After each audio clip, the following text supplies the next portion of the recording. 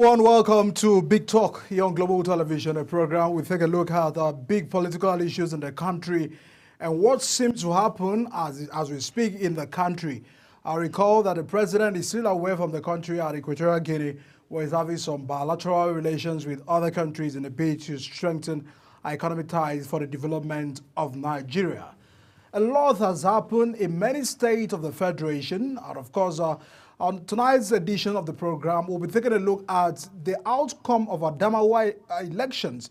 They had the local government elections, and some parties have taken to court, of course, at the tribunal, of the election tribunal, that they are not satisfied about the outcome of the election. A lot has happened over there, so we'll be looking at it on the program to know what went wrong. If the fact that the ruling party got all the 21 seats thereabout in Adamawa State and all the implications it concerns among stakeholders in that state.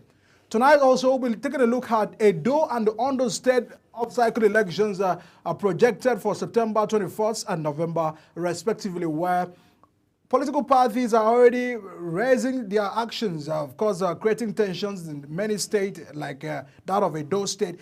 The political tension is high, and many people are wondering what will happen on the election day. There have been several of press briefings, there have been several engagement by INEC, the civil society, and everyone, just to see what they can do to make a successful election for the September 21st election in Edo State.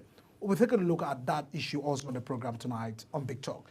Thanks so much for joining us. Of course, you can actually join the conversation on YouTube at Global TV NG, and of course, you're watching us live now on DSTV channel 365 and Star Times channel 276. We'll go on a break, quick one, and once we return from the break, the conversation on Big Talk continues. Stay with us.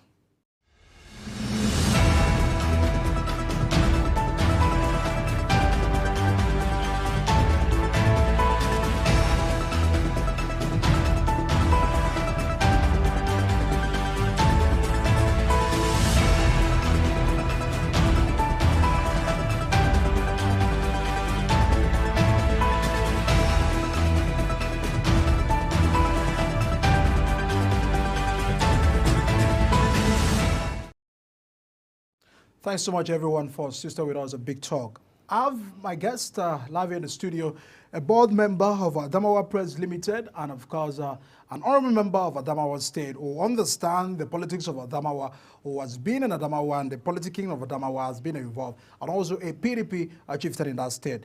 Damdami Ismaila, thanks so much for joining us on the program tonight. Thank you for having me, Mr. Michael. All right. A lot's happened at the outcome, the post-election of Adamawa. Give us an understanding first. Let me take you a look at what is happening within Adamawa. There has been issues of insecurity currently. A local government has been spotted. We've lost 3 lives confirmed by the security agencies. What is the governor doing currently to address the issue of insecurity in Adamawa? Yeah, first of all, let me say thank you for inviting me to your program.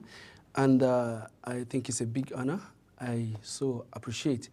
Well, yeah, regarding the issue of security in Adamawa, I spoke with the chairman of the local government, of Demsa local government, particularly where the issue of herder-farmer clash occurred.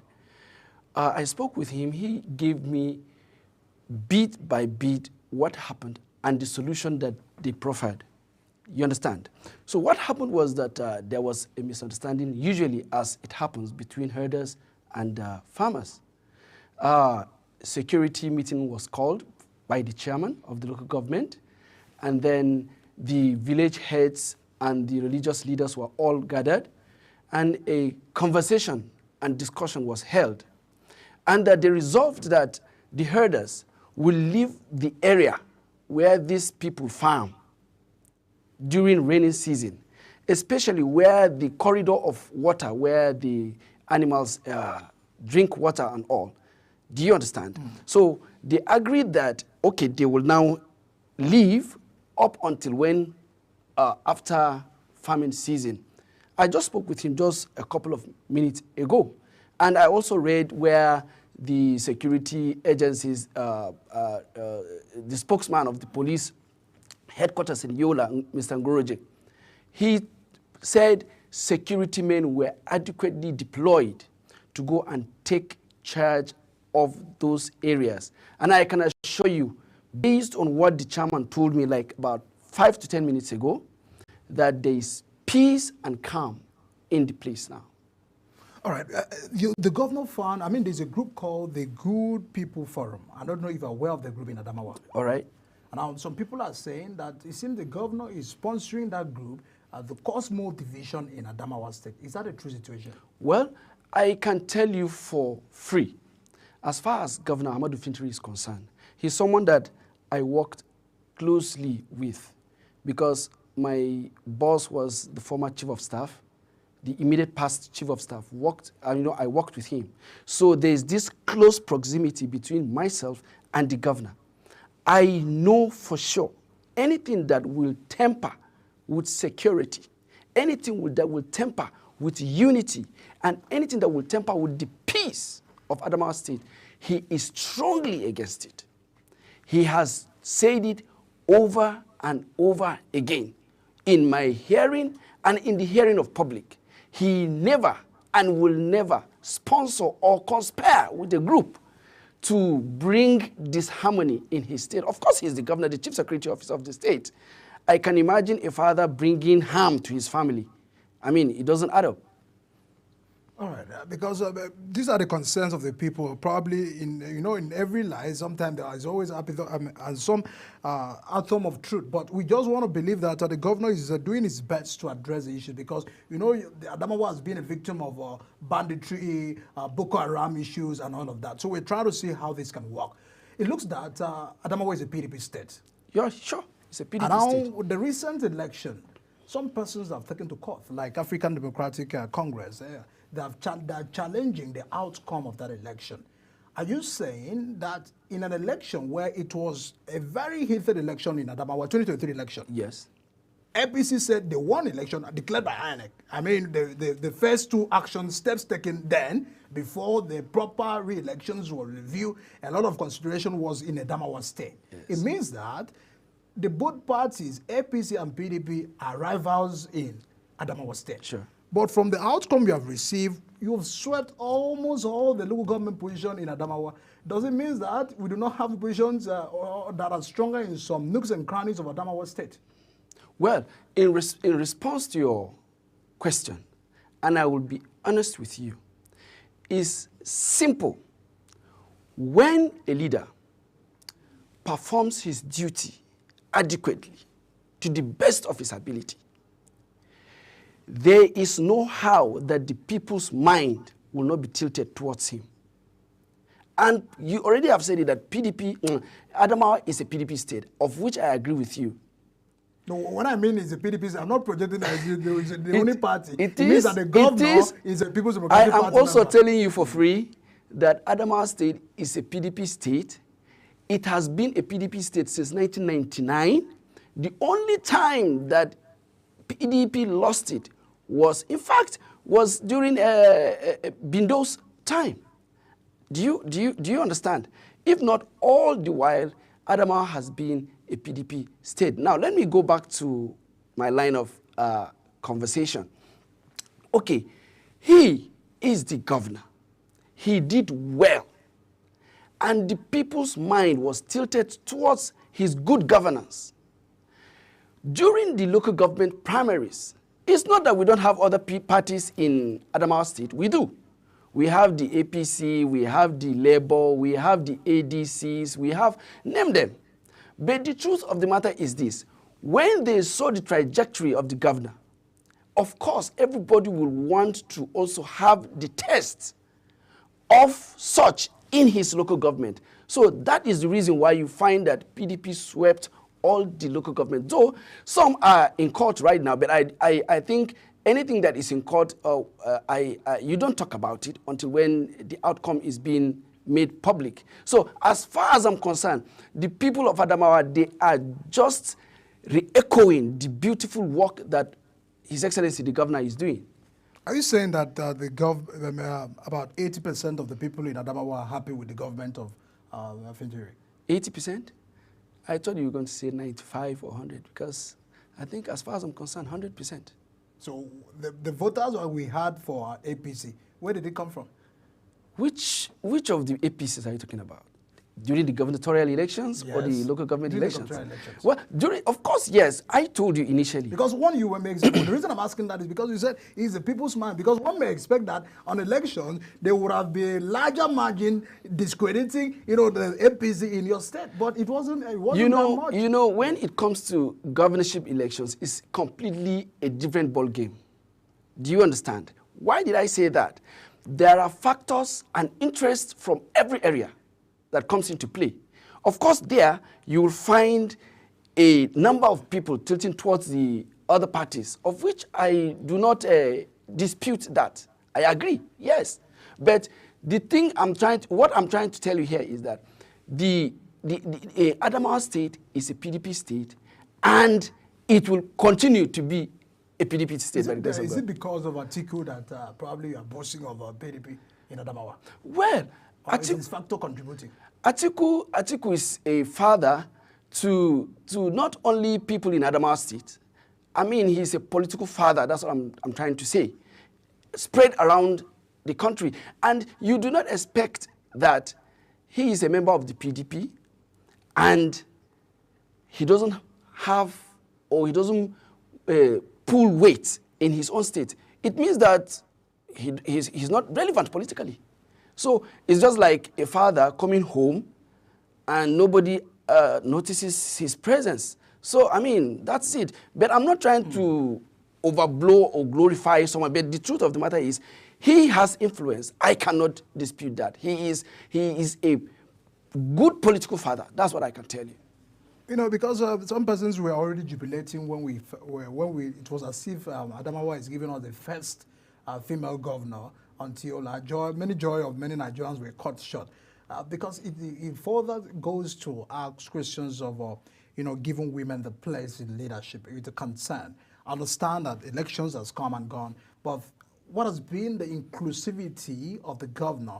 Because we've seen some leaders saying elections is over, can we all work together?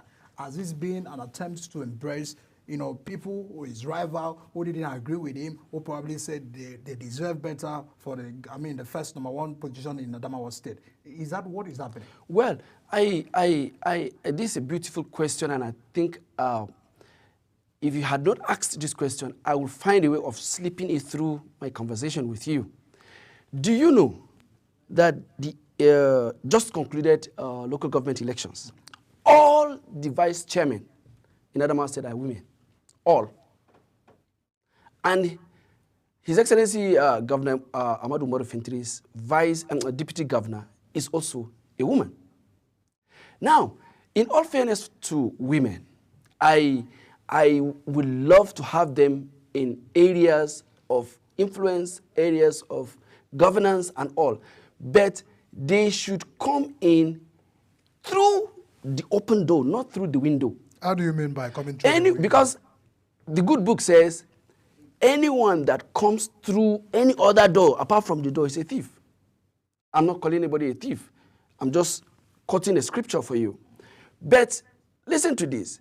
What you mentioned about the first woman to be a governor, I don't have any problem with Senator Binani. She's a near perfect woman. I know her. She is nice. But the process of bringing people on board to govern should be a process that is worthy of talking about, worthy of trying to be part of it.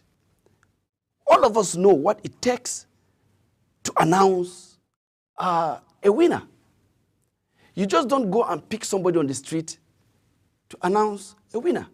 You don't just go and say, because you are a staff of INEC, come and announce a winner. There are stipulated measures, people that were placed there to do such, and those people are there. It was so unfortunate that that man, Mr. Hudu, did what he did, and in fact brought so much discredit to this woman. And I think that is what is disturbing, or that is what is causing trouble in APC as far as Adamawa is concerned. Because they feel these people want to take this thing by hook or by crook. Meanwhile, there are laid down procedures on how to come on board, go through the elections, count the votes, finish counting from a polling unit to local government, from polling unit to ward local government to state. Then the returning officer of the state now makes the pronouncement. If they waited and the right thing was done, then maybe we, as they usually will say, and I think that's the idea. Let's just announce, let us go to court. That's the Nigerian thing. Because when we go to court, we'll find our way. And you know, the book, the Constitution, the Electoral Act, the INEC guidelines, they are there. They are the ones, those are the documents that, I mean, leads us through the process up until the point of announcing the winner.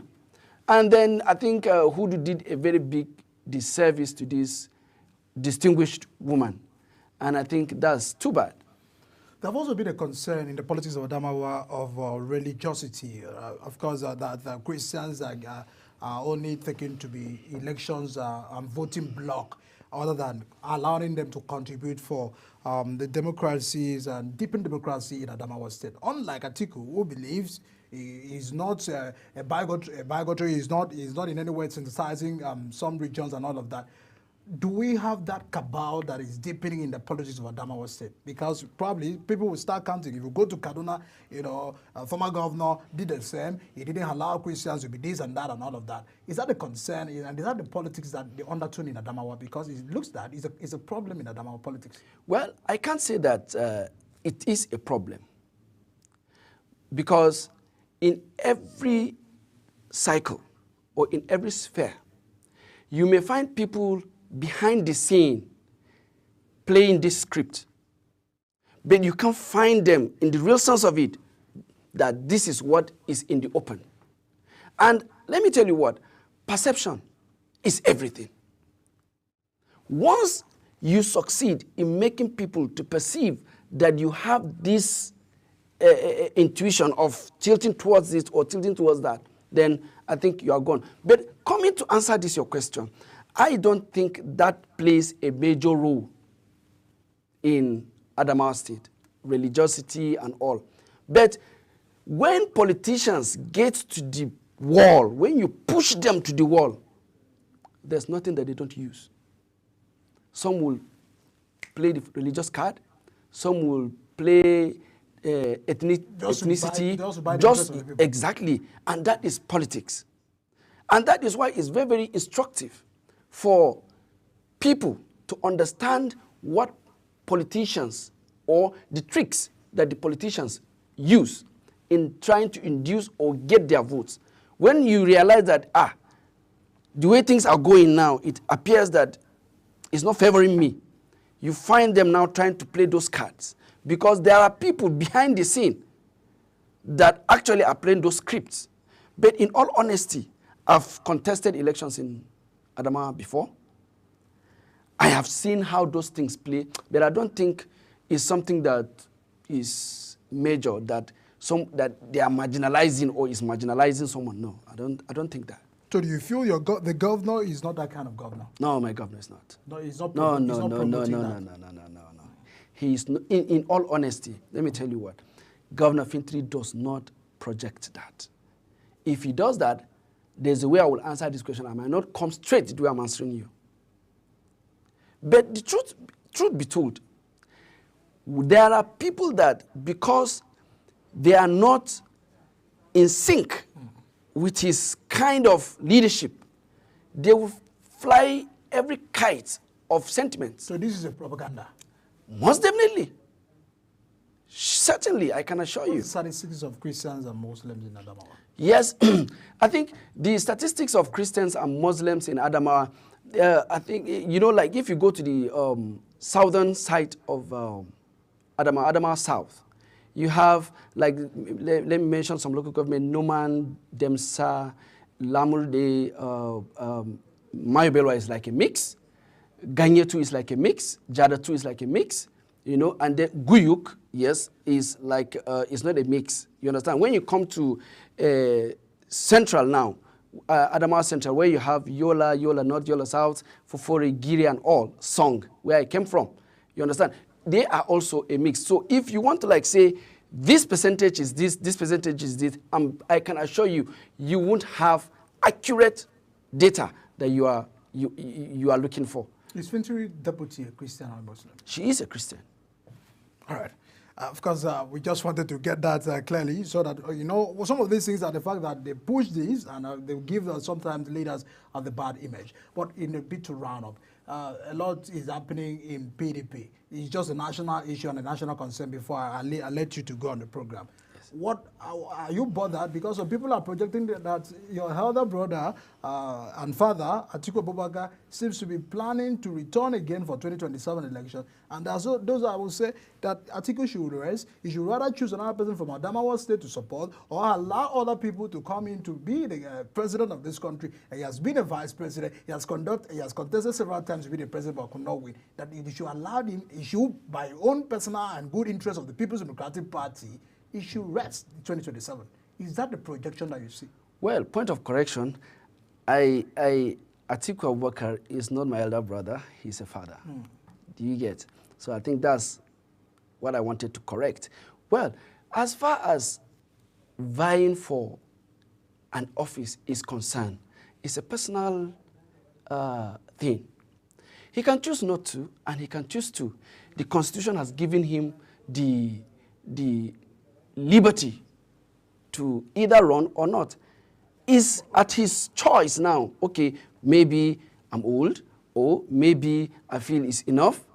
I won't. But I don't think there's anything that is hindering or will hinder him from contesting. I don't think there is. Do you feel he probably wasn't one of the factors that PDP lost at the 2023 election? The factors that made PDP lose 2023 elections are many, but that is not a factor. It wasn't a factor at all. Because he's run several elections and couldn't win, and maybe whatever thing, but no, I don't think it's a factor. Do you feel like what made PDP to lose, there are different factors. There are just many. We won't have time to discuss that now. So do you feel that with what is going on in the country today, that Atiku Abubakar would have been able to rescue the situation? Well, let me be honest with you. Nigeria is a place where if you are not careful, you will be a scent from outside, come in and be the devil when you are living. That is the truth. And that is why it's very, very critical that when you are taking decisions, when you are mentioning your policies, or when you are uttering a word as a leader, you have to be very, very discreet about it. Check what is on ground before you make your decision or before you make pronouncement. I am very, very sure that Atiku wouldn't have done the way this man did, though, but I'm not God. I wouldn't know what has never happened. All right, a big one, and concerned of the fact that we are looking forward to a better 2027 this time. I understand that you play a key role in whatever will happen in the People's Democratic Party.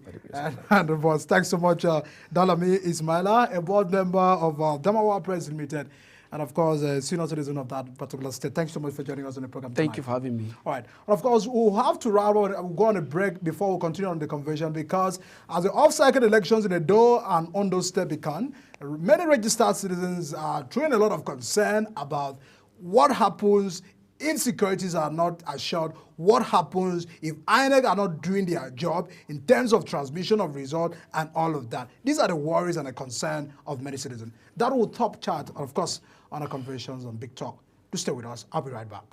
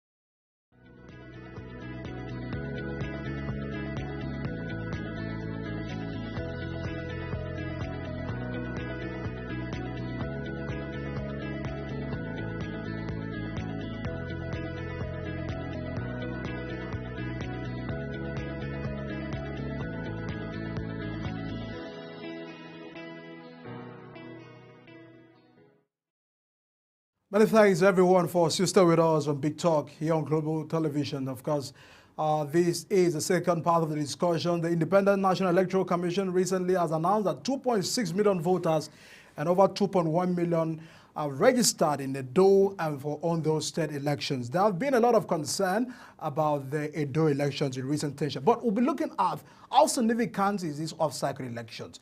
What is the projection of the possibility or the outcome possible to happen on September 21st, even when many gladiators, political gladiators, are up and doing in terms of winning the support and the vote of the people of Edo and Ondo state election? Have a man who understands everything about the elections in the country, and of course the chairman, Partners for Electoral Reform, Mr. Ezemwa Nwagu. Thanks so much for joining us on the program, Chief. Thank you. You know, you are a chieftain, so I have to give you your full regalia. It doesn't matter. There have been a concern about election recently. You've seen what is happening already in Edo. So, I mean, the issue of security is also a concern. INEC several times have called on the security agencies to do their bit. What is your concern and worried about the forthcoming Edo next month election?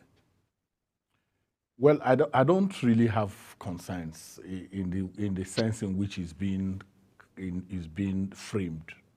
I think that election is a competitive enterprise. I believe that it affords contestants the opportunity to talk to the voters, and sometimes politicians, being who they are, would want to have, if possible, just like most footballers would like to kick, tackle, you know, and then it behoves then on those who regulate their conduct and behavior to ensure that the rules are followed to the letter. So will politicians want to create a siege mentality? Why would they want to do that? So that the voters would then use that as an excuse. But even if one person or two persons come to vote, somebody will emerge a winner.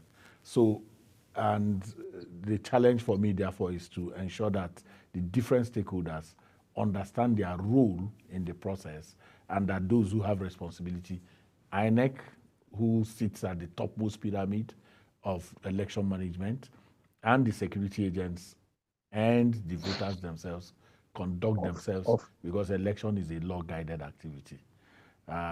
In spite of whatever you see, there is a process. There is something that regulates it, and that is the Electoral Act, INEC guidelines, and the Constitution. So when there are breaches of them, of any of these, rules, guidelines, or the Act itself, then somebody should be able to wield the beast stick.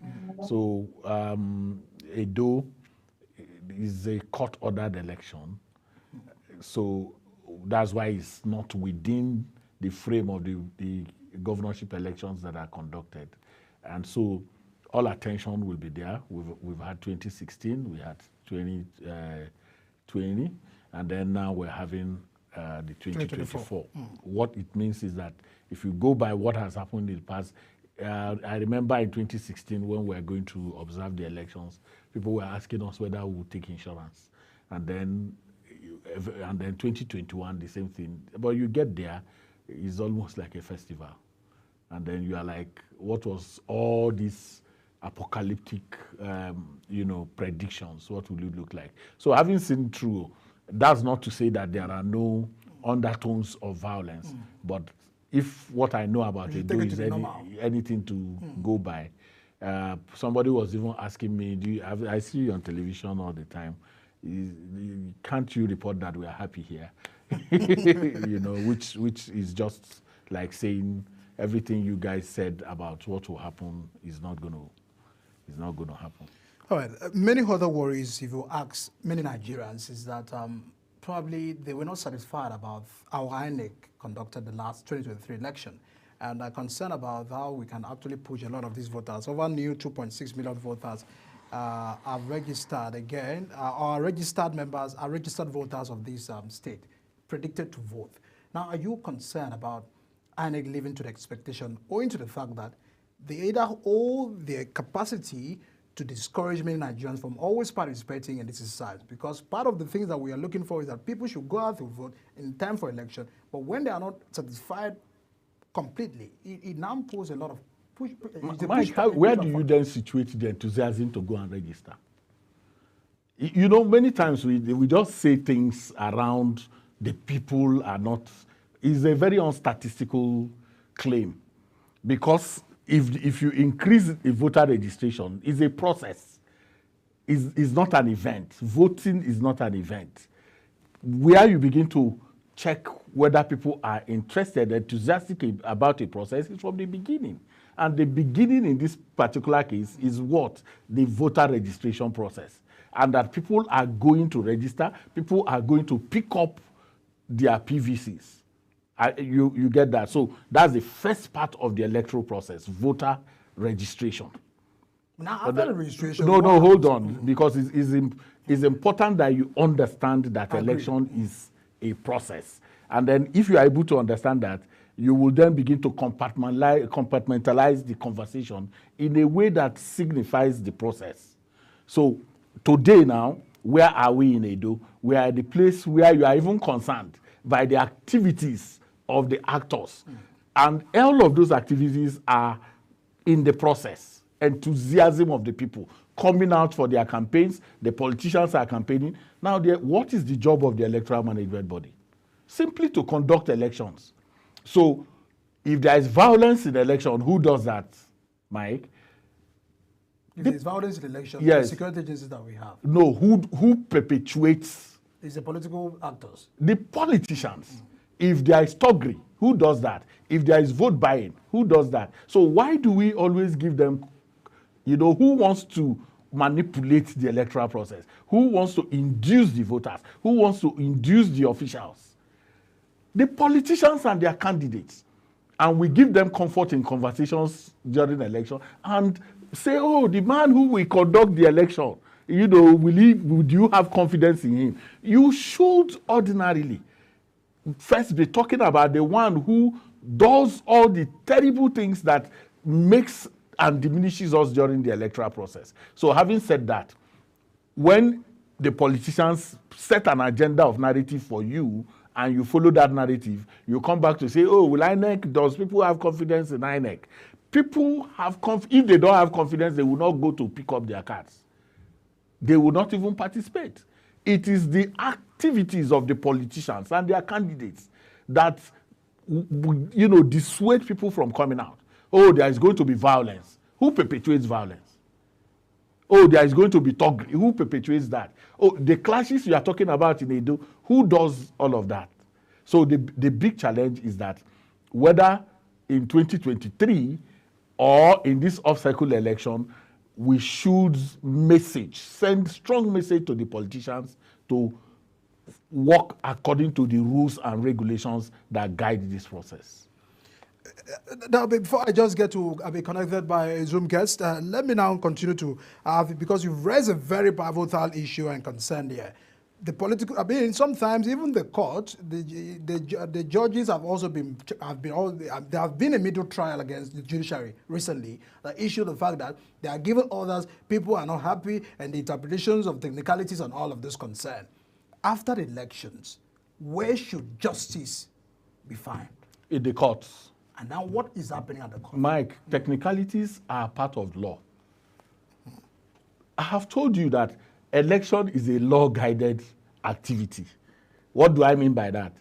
If, for instance, you understand that the Electoral Act gives the powers, all right, to the officials to issue from EC8A, which is the result sheets, manually to the agents. If you don't have an agent in that polling unit, what will happen? It's key because you need to pay attention to the conversation, because it's not just about raising these issues. This is an enlightenment program. If political parties do not have agents, because after you cast your vote manually, the results are declared how? Manually. And it is entered into a form how? Manually. And then that result that is entered manually is given to security agents and the political party agents before it is uploaded into a viewing center. Now, if as a political party you do not have agents, and then you lose the election and then you go to court and you go and bring a professor of statistics as your witness, and the judges ask him, were you there? And he says no. And they ask him, what is then your interest in this? You see that for the ordinary person, he will not understand that conversation, because the law is about election is polling unit centric. You must have your agents at that polling unit.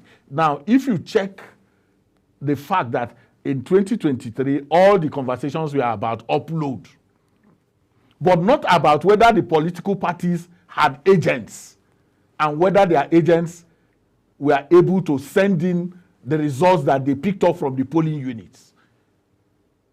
So you see that there was an outsourcing of the real conversation to the viewing center rather than the responsibility of the politicians and their candidates in following the rules and regulations about election result management. The reason I'm asking that question is because I understand the rules and the concern you may probably have due to responsibility of political parties. But the major, we have umpire, we have the referee in the game. If the voters, the politicians, and all these other parties are actually the problem, we should understand and hold our umpire, the referee, responsible for every outcome of the election. No, you don't. We shouldn't hold them responsible. If the players don't play well, if you have a referee and the players don't play well and they lose matches, you blame the referee the much you can. But you must come back to ask yourself whether the players themselves were fit in the first instance, whether they understood the rules, or whether they were even wanting to take dubious advantage. So what am I trying to tell you? I'm saying that the bigger challenge has to do with the actors. The responsibility of the referee, okay, is to conduct elections. Somebody tries to manipulate the official, all right? Somebody tries to use violence. Somebody tries to, even when it is no longer important and necessary, tries to cut and stuff ballot boxes. My concern is, having observed the election for a while, I have found out that there is not a lot of conversation, and there is a reason for that.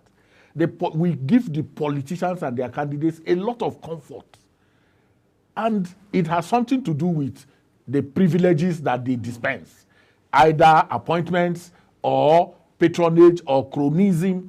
So because we are a patronage system environment, most of the time we don't want to talk about the politicians. Let's leave them out. But the truth of the matter is that if you have observed the election the much that I have, you will find out that every conversation, if the politicians behave well, the INEC officials, unscrupulous INEC officials who want to be mischievous, will be exposed.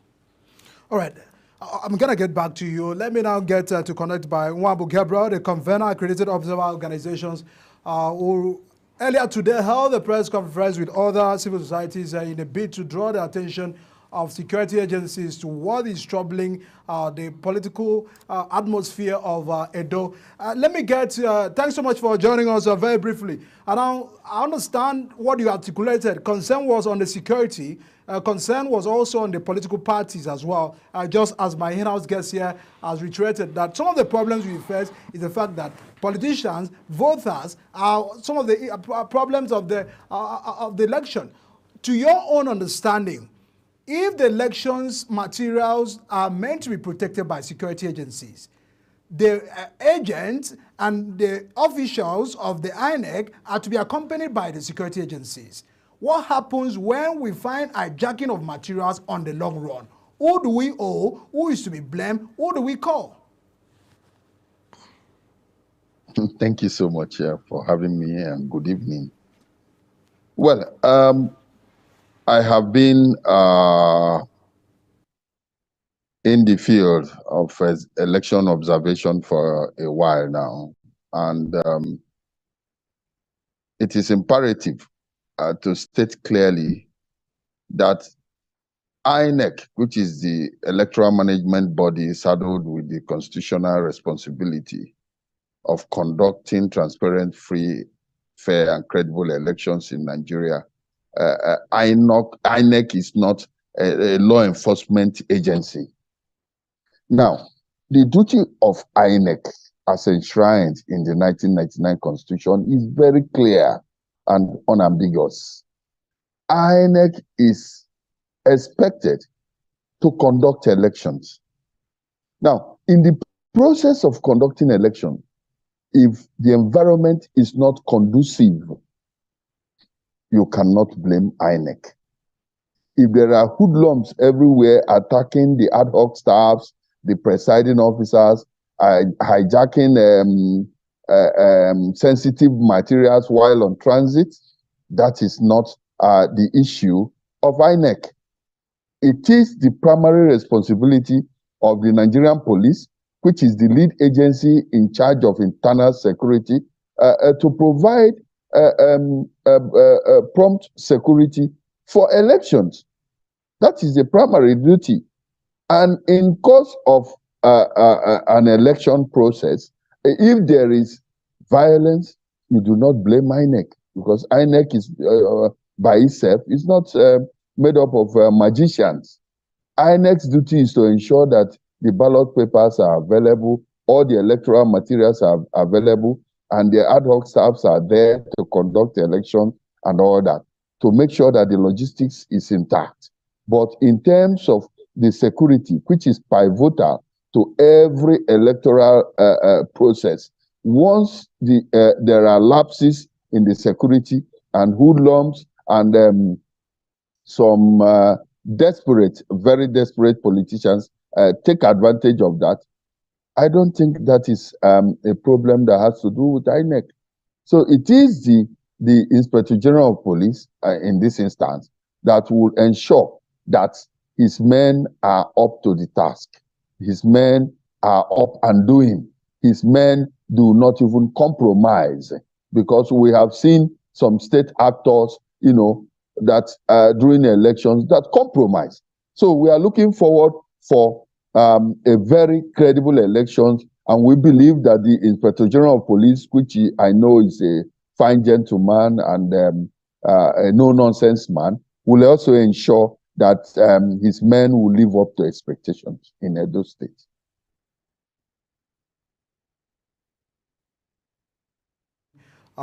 Peace pact, where political parties come together, traditional and everybody, security agencies, they have to, it's always, does it look that it's just a ceremonial function? Because one may begin to envisage that is always a point where people should come together and understand that we want peace. We do not want, thuggery. We are not signing for ballot snatching and all of this concern. Why is it that it's just a ceremonial function and nothing can be done afterwards where people violate these laws? A persuasive instrument does not take the place of law.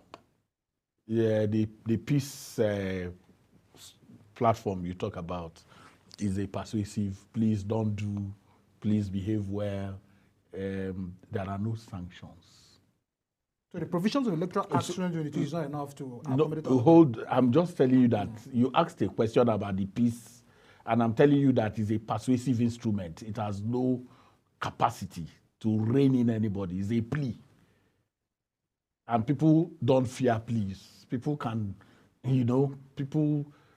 smokers are liable to die young. People still buy packs of cigarettes everywhere. So that's what it is. But the challenge is that there is what you call the Interagency Consultative Committee on Election Security, ICSES. Now, this ICSES, because Dr. Wambu was talking about the police. No, it's the security agencies. The security agencies for election purposes, dragging everyone in the security architecture.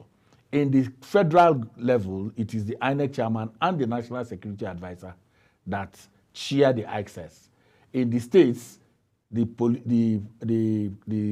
resident electoral commissioner and the a police commissioner. But if you go to any polling station, you may not, how many are? We have less than 400,000 police. And if for Edo and Ondo, you mobilize people from Sokoto, Zamfara, and the rest of them, you may have, let's say, to 17,000 policemen. It is still not enough to police. So you need the DSS, you need EFCC, they come under the interagency. So in speaking to them, we speak to the security agencies to live up to their billing. The NDLEA comes into the picture for the issue of drugs, for instance. You know that drug abuse is a real issue when you are talking about those kind of restiveness and misbehaviors that you see during election. So the thinking around the Interagency Consultative Committee on Election Security is to be able to bring everyone, the NSDC and the rest of them, to act in providing security for both INEC officials and the voters. And if they derelict on that duty, okay, if they perform that duty professionally, elections go well. If they don't, you see so what I've been laboring to bring to the table is that election is a stakeholder affair. Every stakeholder commits to providing free, fair, credible elections. If any of the stakeholders decide to be unprofessional, whether it is INEC, whether it's security agencies, or even the voters themselves, decide that elections will not be free and fair, no matter what one actor does, it will affect the credibility and fairness of the electoral process. A very big concern. I mean, Mr. Gabriel, very quickly, what is your projection about the election? Because it's a concern owing to the fact that we've seen improvements in the registered voters. So it looks that people are eager to vote. But there have also been a concern, just as I had asked Mr. Ezenwa, that probably people are worried about what happens in the 2023 election. What happened? What happened in the 2023 What election? is it that people said INEC did not live to the expectation of transmitting of result. We are asking one. Mr. Gabriel, are you worried about that issue? Because people are still concerned about transmission of result. What has been the communication or the body language of INEC, if I may ask? Well, thank you so much. You see, INEC has demonstrated, has said severally that they are set for Edo State governorship election. And as we speak, persons that have registered during the continuous voter registration exercise are currently collecting the permanent voters cards. You know, the truth of the matter is that INEC has given an explanation on what happened in 2023, that there were hitches in terms of election, the transmission of results and all that.